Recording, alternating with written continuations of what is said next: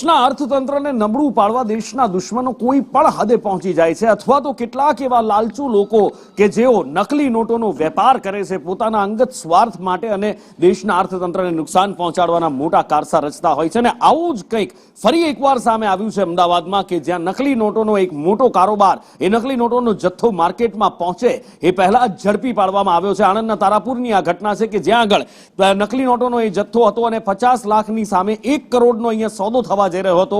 17 લાખની આ કિંમતની નોટો છે. ચિલ્ડ્રન બેંકની આ નોટો છે, પણ અસલ દેખાય, બિલકુલ સાચી દેખાય એવી જ આ નોટ છે. ક્યાંથી, કોની પાસેથી ઝડપાઈ, કેવી રીતે ઝડપાઈ અને કોણ છે આની પાછળ, જાણીએ જિગ્નેશ પાસેથી.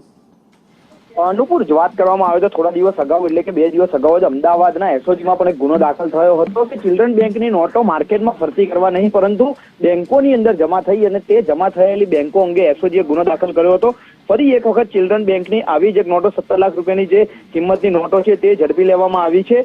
કુલ 500 અને 100 રૂપિયાના દરની જે 3400 નોટો છે, 3400 નોટો, તેની સાથે 4 આરોપીઓની ધરપકડ કરવામાં આવી છે. આજે 50 લાખની જે નોટો હતી તેની સામે 1 કરોડની નોટો ખરીદવા માટે આરોપીઓ તૈયારી કરી હતી. એટલે કે જે ઝડપાયેલા જે 3 આરોપીઓ છે તે તમામ જે આરોપીઓ છે તે આરોપીઓએ આખો જે કારસો છે તે રચી નાખ્યો છે, અને જે નકલી નોટો હતી તે માર્કેટમાં ફરતી કરવા માટે તેઓએ શરૂઆત કરી હતી, જેમાં તારાપુરના 2 આરોપીઓ તો અન્ય ગોધરા અને તલાલાના આરોપીઓ રહેવાસીઓ હોવાનું સામે આવ્યું છે. કુલ અત્યારે પોલીસે 4 આરોપીની ધરપકડ કરી, તો અન્ય 3 આરોપી ફરાર છે. ત્યારે 3 આરોપી પકડાશે ત્યારબાદ હકીકત સામે આવશે કે નોટો ક્યાં છપાતી હતી, કોણ છાપતું હતું, અથવા તો ક્યાંથી આ નોટો મેળવવામાં આવી હતી અને દેશના કે રાજ્યના કયા ખૂણામાં નોટો ફરતી કરવાની હતી. પરંતુ આ કઈ આરોપીઓ જે પોતાના ગુનાને અંજામ આપે તે પહેલા તેમને ઝડપી લેવામાં આવ્યા છે અને આ નોટો બજારમાં